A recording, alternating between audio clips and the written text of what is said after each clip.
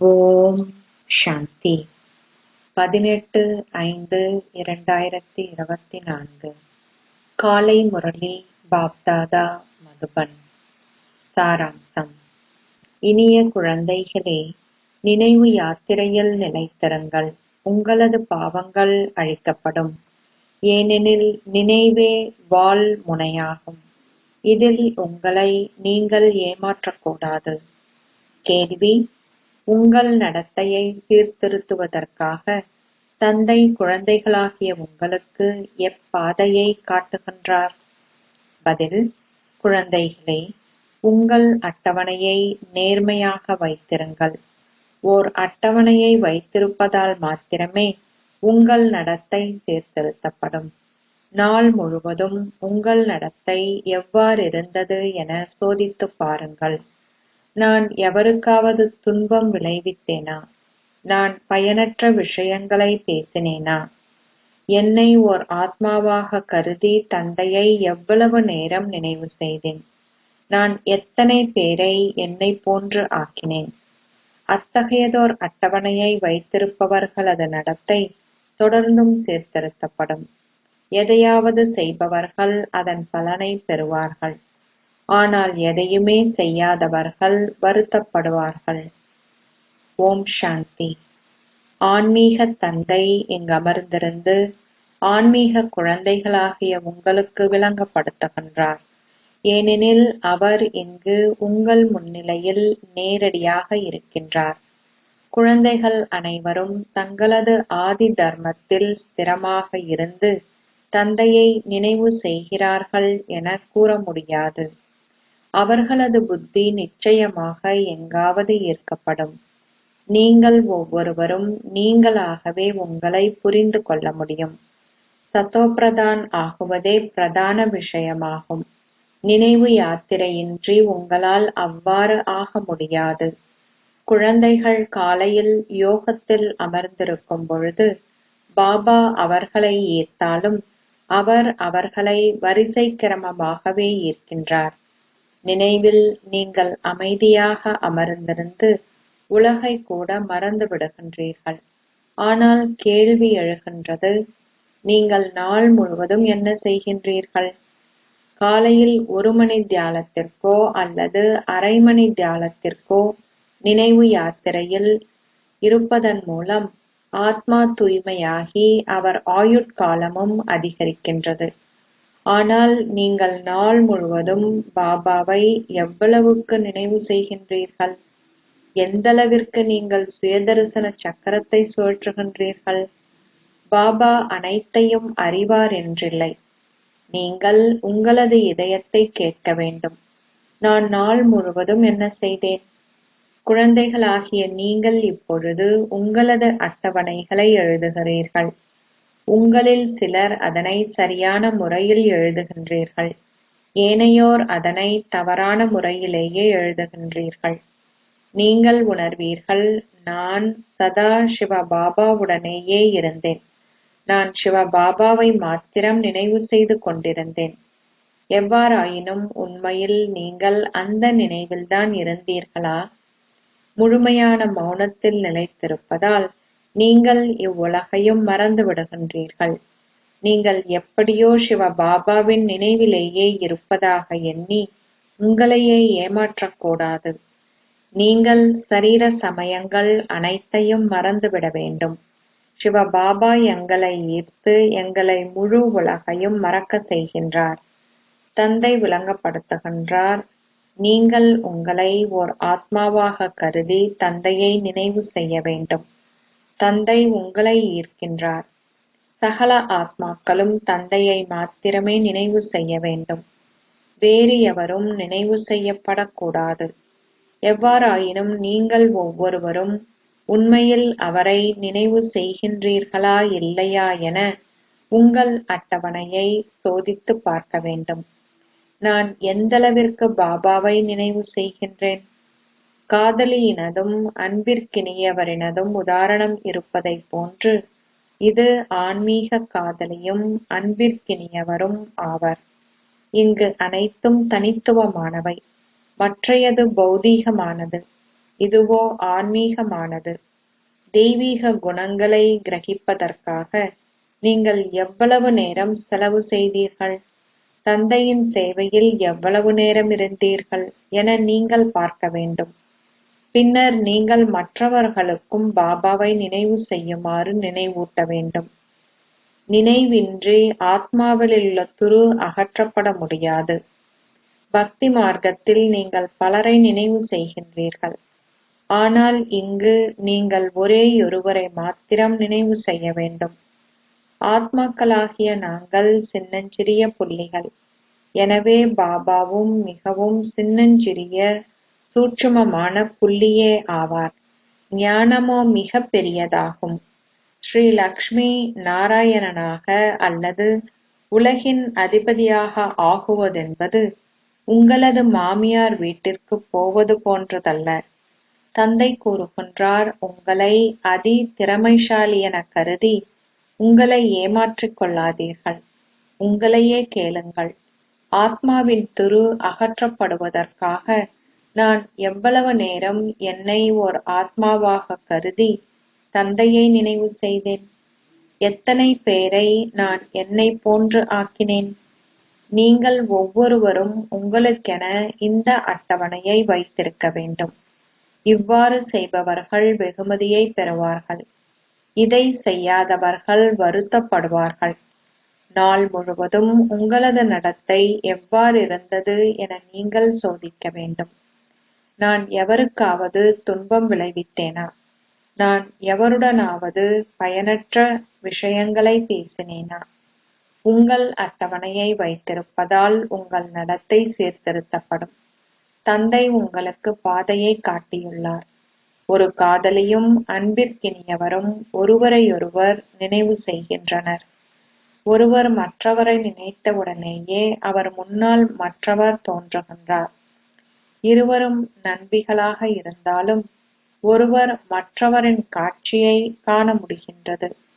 இருவரும் ஆண் நண்பர்களாக இருந்தாலும் ஒருவர் மற்றவரின் காட்சியை காண முடிகின்றது. சிலரின் நண்பர்கள் அவர்களின் சகோதரர்களை விடவும் மிக நெருக்கமானவர்களாக உள்ளார்கள். சில நண்பர்கள் தங்களது சகோதரர் மீது கூட கொண்டிருக்காத அளவுக்கு அதிகளவு அன்பை தங்களது நண்பர்கள் மீது கொண்டிருக்கின்றார்கள். அவர்கள் பெருமளவு அன்புடன் ஒருவரையொருவர் ஈடேற்றுகின்றனர். பாபா அனுபவசாலி. தந்தை அதிகாலையில் உங்களை அதிகளவில் ஈர்க்கின்றார். அவர் சதா தூய்மையான காந்தம் என்பதால் உங்களை ஈர்க்கின்றார். தந்தை எல்லையற்றவர். நீங்கள் மிக அன்பான குழந்தைகள் என்பதை அவர் புரிந்து கொள்கின்றார். எனவே அவர் மேலும் பலமாக உங்களை ஈர்க்கின்றார். எவ்வாறாயினும் இந்த நினைவு யாத்திரை மிகவும் அத்தியாவசியமானது. பிரயாணம் செய்யும் பொழுது, நீங்கள் எங்கு சென்றாலும், அமர்ந்திருக்கும் பொழுதும், நடந்தும் உலாவியும் திரியும் பொழுதும், உண்ணும் பொழுதும் பாபாவை நினைவு செய்ய முடியும். ஒரு காதலியும் அன்பிற்கினியவரும் எங்கு இருந்தாலும் ஒருவரையொருவர் நினைவு செய்கின்றார்கள். இங்கும் அவ்வாறே ஆகும். நீங்கள் தந்தையை நினைவு செய்ய வேண்டும். வேறு எவ்வாறு உங்கள் பாவங்கள் அழிக்கப்படும்? வேறெந்த வழியும் கிடையாது. இது மிகவும் சூட்சுமமானது. இது வாள் முனையில் நடப்பது போன்றது. நினைவே வாள் முனையாகும்.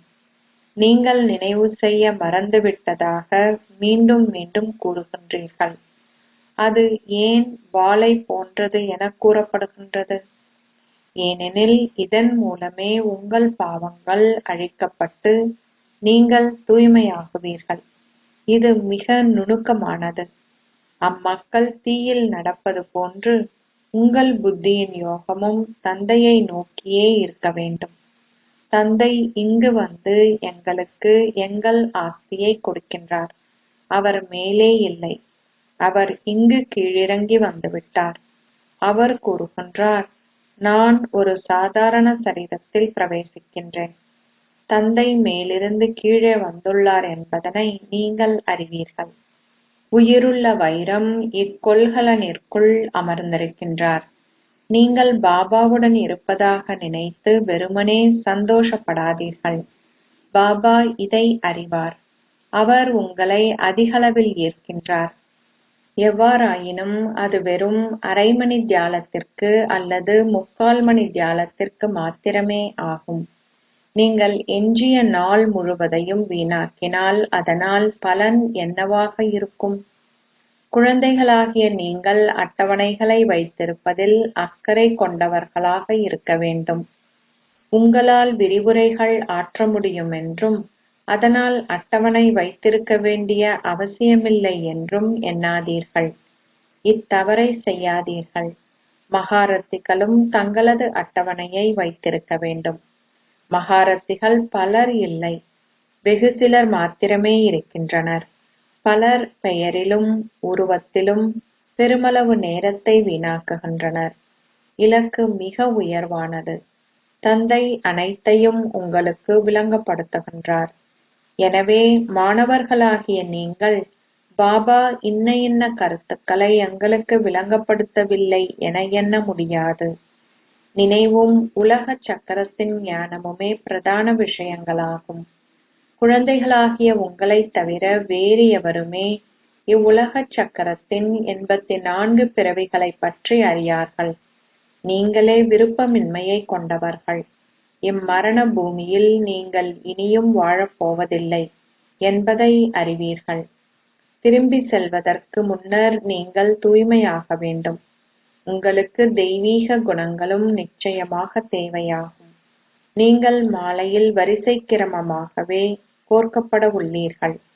பின்னர் நீங்கள் வரிசை கிரமமாக ராஜ்யத்தில் ஒருவர் ஆகுவீர்கள். பின்னர் நீங்கள் வரிசை கிரமமாக பூஜிக்கப்படுவீர்கள். பல தேவர்கள் பூஜிக்கப்படுகின்றனர். அவர்களுக்கு அத்தகைய பெயர்கள் கொடுக்கப்பட்டுள்ளன. அவர்கள் சண்டிகா சுடலையாண்டி தேவிக்கு ஒரு மேளா வைக்கின்றார்கள். ஒரு பதிவேட்டை வைத்திருக்காதவர்கள் சீர்திருத்தப்பட மாட்டார்கள் என்பதால் அவர்கள் சண்டிகா என அழைக்கப்படுகின்றனர். அவர்கள் எதனையும் செவிமடுப்பதோ அல்லது ஏற்றுக்கொள்வதோ இல்லை. இவை இங்கே எல்லையற்ற விஷயங்களாகும். நீங்கள் முயற்சி செய்யாது விட்டால் தந்தை கூறுவார், நீங்கள் தந்தைக்கு கூட செவி சாய்ப்பதில்லை. உங்களது அந்தஸ்து குறைக்கப்படும். இதனாலேயே தந்தை கூறுகின்றார், நீங்கள் உங்கள் மீது ஒரு கண் வைத்திருக்க வேண்டும். பாபா காலையில் வந்து நினைவு யாத்திரைக்கு முயற்சி செய்வதற்கு உங்களை அதிகளவில் தூண்டுகின்றார். இலக்கு மிக உயர்வானது.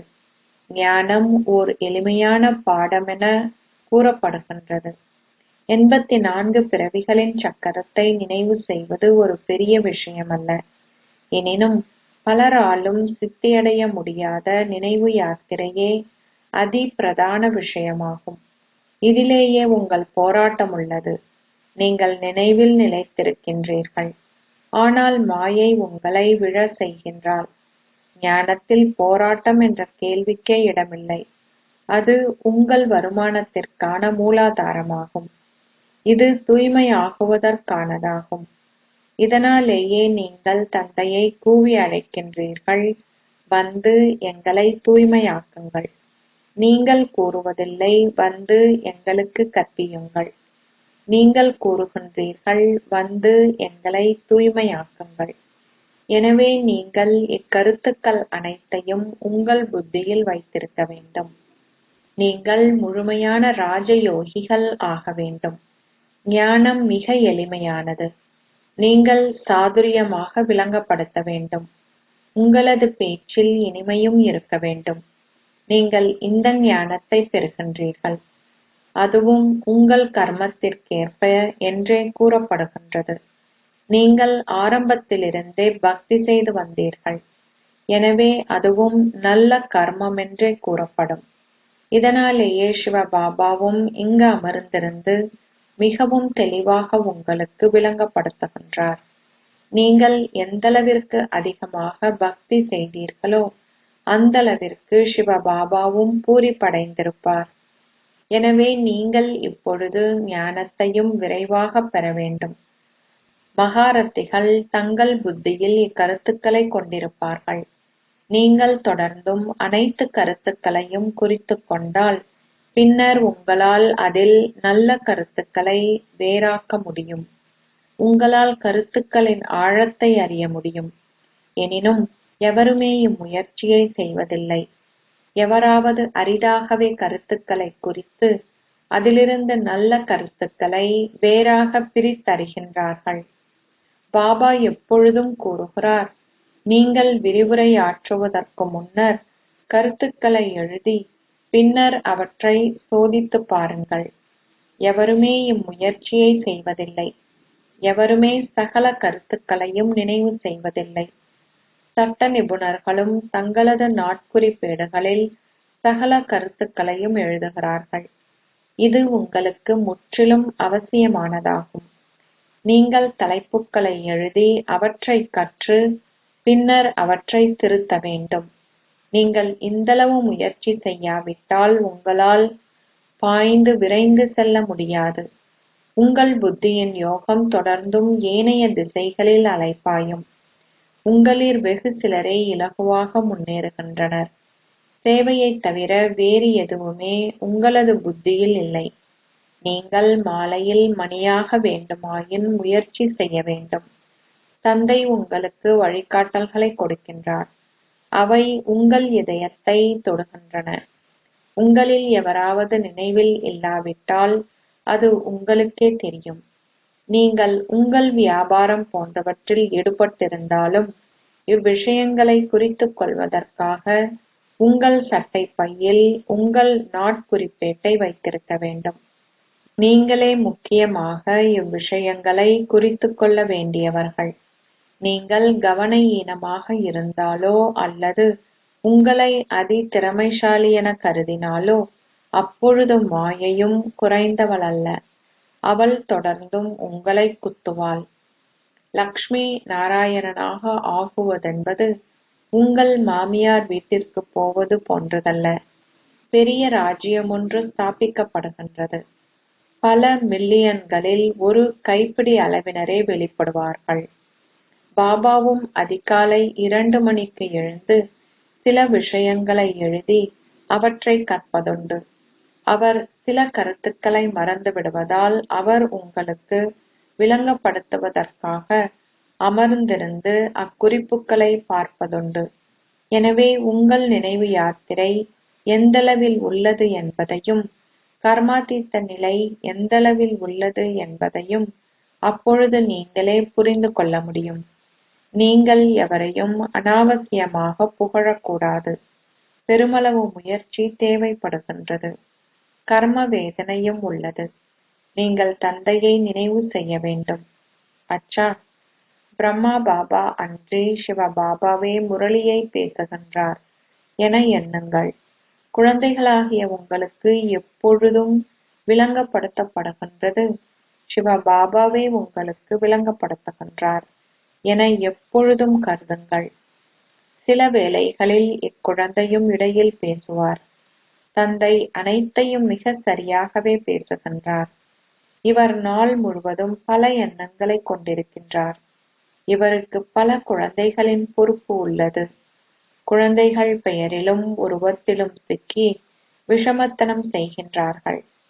பாபா பல குழந்தைகளிலும் அக்கறை கொண்டிருக்கின்றார். இவை அனைத்தும் நாடகத்தில் இருந்தாலும் பாபா குழந்தைகளுக்காக கட்டடங்கள் கட்டி அவர்களுக்கு வசதிகளும் செய்து கொடுக்க வேண்டியதுள்ளது. இது பாபாவின் நாடகமும் இவரது நாடகமும் உங்களது நாடகமும் ஆகும். நாடகத்தில் இல்லாமல் எதுவுமே நிகழ மாட்டாது. நாடகம் வினாடிக்கு வினாடி தொடர்கின்றது. நீங்கள் நாடகத்தை நினைவு செய்தால் தளம்பல் அடைய மாட்டீர்கள். நீங்கள் ஆட்ட அசைக்க முடியாதவராகவும் ஸ்திரமாகவும் இருப்பீர்கள். பல புயல்கள் வரும். சில குழந்தைகள் உண்மையை கூறுவதில்லை. அவர்களுக்கு பல கனவுகள் வருகின்றன. மாயை இருக்கின்றாள். இதற்கு முன்னர் கனவு காணாதவர்களுக்கு கூட கனவுகள் வரும். குழந்தைகள் தங்களது ஆஸ்தியை கோரும் பொருட்டு நினைவுக்காக முயற்சி செய்ய வேண்டும் என்பதனை தந்தை புரிந்து கொள்கின்றார். சில குழந்தைகள் முயற்சி செய்யும் பொழுது களைப்படைந்து விடுகின்றார்கள். இலக்கு மிக உயர்வானது. பாபா 21 சந்ததிகளுக்கு உங்களை உலகின் அதிபதிகளாக்குகின்றார். எனவே நீங்களும் முயற்சி செய்ய வேண்டும். நீங்கள் அன்பான தந்தையை நினைவு செய்ய வேண்டும். பாபா உங்களை உலகின் அதிபதிகள் ஆக்குகின்றார் என்பது உங்கள் இதயங்களில் உள்ளது. அத்தகைய தந்தையை நீங்கள் மீண்டும் மீண்டும் நினைவு செய்ய வேண்டும். பாபாவே அனைவரிலும் அதி அன்பானவர். அந்த பாபா அற்புதங்களை செய்கின்றார். அவர் உங்களுக்கு உலக ஞானத்தை கொடுக்கின்றார். நீங்கள் பாபா பாபா பாபா என கூறியவாறு அவரது புகழை உள்ளார பாட வேண்டும். தந்தையை நினைவு செய்பவர்கள் அவரிடமிருந்து அந்த ஈர்ப்பை உணர்வார்கள். நீங்கள் புத்துணர்ச்சி பெறுவதற்காகவே இங்கு தந்தையிடம் வருகின்றீர்கள். தந்தை விளங்கப்படுத்துகின்றார், இனிய குழந்தைகளே, எத்தவறையும் செய்யாதீர்கள். சகல நிலையங்களையும் சார்ந்த குழந்தைகள் இங்கு வருவதை பாபா பார்க்கின்றார். நான் அவர்களை பார்த்து கேட்கின்றேன், எவ்வகையான சந்தோஷத்தை நீங்கள் அனுபவம் செய்கின்றீர்கள்? பாபா இவை அனைத்தையும் பார்க்கின்றார். நீங்கள் எந்தளவிற்கு பாபாவை நேசிக்கின்றீர்கள் என்பதை அவர் உங்கள் முகங்களிலிருந்து பார்க்கின்றார். நீங்கள் தந்தையின் முன்னால் வரும் பொழுது அவர் உங்களை ஈர்க்கின்றார். இங்கமர்ந்திருக்கும் பொழுது நீங்கள் அனைத்தையும் மறந்து விடுகின்றீர்கள். நீங்கள் பாபாவை தவிர வேறு எதையும் நினைவு செய்யக்கூடாது. நீங்கள் முழு உலகையும் மறந்துவிட வேண்டும். அந்த ஸ்திதி மிக இனிமையானதும் அலௌகிகமானதுமாகும். நீங்கள் வந்து பாபாவின் நினைவில் அமர்ந்திருக்கும் பொழுது நீங்கள் அன்பு கண்ணீர் சிந்துகின்றீர்கள். பக்தி மார்க்கத்திலும் உங்களுக்கு கண்ணீர் வருவதுண்டு. ஆனால் பக்தி மார்க்கமானது ஞான மார்க்கத்திலிருந்து வேறுபட்டதாகும். இது உண்மையான தந்தை மீதான உண்மையான அன்பாகும். இங்கே அனைத்தும் தனித்துவமானவை. நீங்கள் இங்கு சிவ பாபாவிடமே வருகின்றீர்கள். அவர் நிச்சயமாக ஓர் ரதத்தை செலுத்துவார். அங்கு ஆத்மாக்களால் சரீரங்களன்றி சந்திக்க முடியும். ஆனால் இங்கு அனைவரும் சரீரதாரிகள். இவர்கள் பாபாவும் தாதாவும் என்பது உங்களுக்கு தெரியும். ஆகவே நீங்கள் தந்தையை நினைவு செய்ய வேண்டும். நீங்கள் அவரை பெருமளவு அன்புடன் புகழ வேண்டும். பாபா எங்களுக்கு எதனை கொடுக்கின்றார்? பாபா வந்துவிட்டார் என்பதையும் அவர் இக்காட்டிலிருந்து எங்களை அப்பால் அழைத்து செல்கின்றார் என்பதையும் குழந்தைகளாகிய நீங்கள் அறிவீர்கள். விஷ்ணு கடவுள் மங்களகரமான சகுனங்களை கொண்டு வருகிறார் என கூறப்படுகின்றது. கடவுளே அனைவருக்கும் நன்மை அளிக்கின்ற ஒரேயொருவராவார். அனைவரும் நன்மை அடைகிறார்கள். ஒரே ஒரு தந்தையே இருக்கின்றார். ஆகவே நீங்கள் அவரை நினைவு செய்ய வேண்டும். என்னால் ஏன் எவருக்கும் நன்மை செய்ய முடியவில்லை? நிச்சயமாக ஏதோ ஒரு குறைபாடு உள்ளது. தந்தை கூறுகின்றார், நீங்கள் நினைவு சக்தியை கொண்டிருக்காததால் உங்கள் வார்த்தைகளில் அக்கவர்ச்சி இருப்பதில்லை. இதுவும் நாடகமே. இப்பொழுது அச்சக்தியை மிக நன்றாக கிரகியுங்கள். நினைவு யாத்திரையே சிரமமானதாகும். நான் எனது சகோதரருக்கு ஞானத்தை கொடுக்கின்றேன். நான் அவருக்கு தந்தையின் அறிமுகத்தை கொடுக்கின்றேன். நீங்கள் தந்தையிடமிருந்து உங்கள் ஆஸ்தியை பெற வேண்டும். நீங்கள் மீண்டும் மீண்டும் அவரை மறந்து விடுகின்றீர்கள் என்றே பாபா உணர்கிறார். தந்தை அனைவரையும் தன்னுடைய குழந்தையாகவே கருதுகின்றார். இதனாலேயே அவர் குழந்தாய் குழந்தாய் என கூறுகின்றார். அவர் அனைவரதும் தந்தையாவார். அவரது பாகம் அற்புதமானது. இவை யாருடைய வார்த்தைகள் என ஒரு சில குழந்தைகளே புரிந்து கொள்கிறார்கள். பாபா மாத்திரமே குழந்தாய் குழந்தாய் என கூறுகின்றார். நான் குழந்தைகளாகிய உங்களுக்கு ஓர் ஆஸ்தியை கொடுப்பதற்கு வந்துள்ளேன். பாபா உங்களுக்கு அனைத்தையும் கூறுகின்றார். நான் குழந்தைகளாகிய உங்களிடமிருந்து சேவையை பெற வேண்டும். இந்த ஞானம் மிகவும் அற்புதமானதும் சுவாரஸ்யமானதும் ஆகும். இந்த ஞானம் மிகவும் சாதுரியமானதும் சிக்கலானதும் ஆகும். நீங்கள் வைகுந்த அதிபதி ஆகுவதற்கு அத்தகைய ஞானமும் தேவைப்படுகிறது. அச்சா, நீங்கள் ஒவ்வொருவரும் தந்தையை நினைவு செய்ய வேண்டும். நீங்கள் தெய்வீக குணங்களையும் கிரகிக்க வேண்டும். உங்கள் உதடுகள் மூலமாக ஒரு பொழுதும் தீய அல்லது தவறான வார்த்தைகளை பேசாதீர்கள். அனைத்தையும் அன்புடன் செய்யுங்கள்.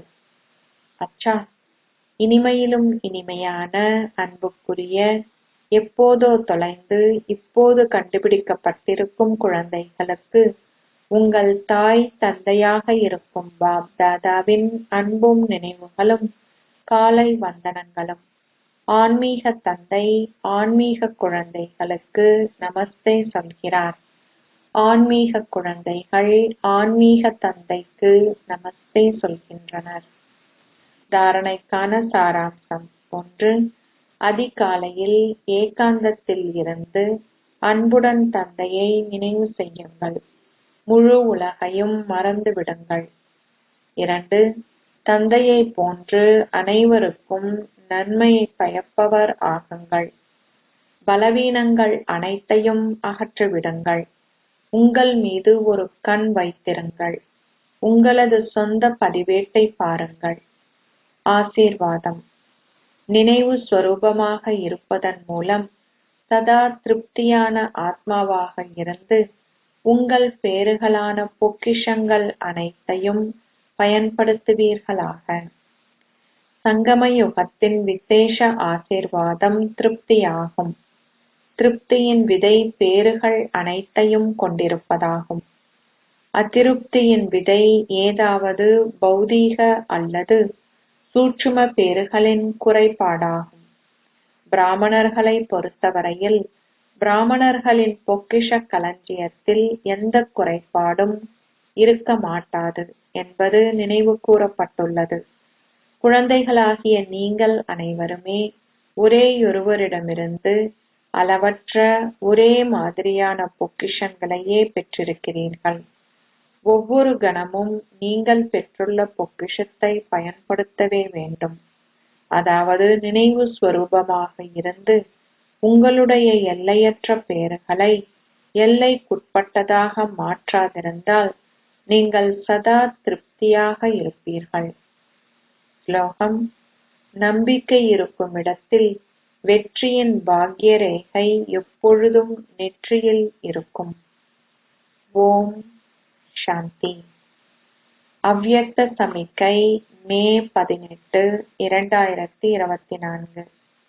தலைப்பு: சந்தோஷ பொக்கிஷத்தால் நிறைந்தவராகி சந்தோஷ பாக்கியத்தை கொண்டிருந்து சந்தோஷமாகவும் முகமலர்ச்சியுடனும் இருங்கள். முழு உலகிலும் நாங்களே அதி மேன்மையான பாக்கியத்தை கொண்டிருப்பவர்கள் ஆவோம். வேறு எவருமே இத்தகைய சந்தோஷ பாக்கியத்தை கொண்டிருக்கவோ அல்லது எங்கள் அளவிற்கு சந்தோஷமாக இருக்கவோ முடியாது. கடவுளே எங்களை தனக்குரியவர் ஆக்கியிருக்கின்றார். இந்த சந்தோஷத்தை பற்றி பேசுகின்ற வேளையில் தொடர்ந்தும் எப்பொழுதுமே சந்தோஷ நடனம் ஆடினால் நீங்கள் கடினமாக உழைப்பதிலிருந்து விடுபடுவீர்கள். அத்துடன் நீங்கள் தொடர்ந்தும் எப்பொழுதுமே நீங்கள் ஆன்மீக ஆனந்த வாழ்வை கொண்டிருப்பதாக அனுபவம் செய்வீர்கள். ஓம் சாந்தி.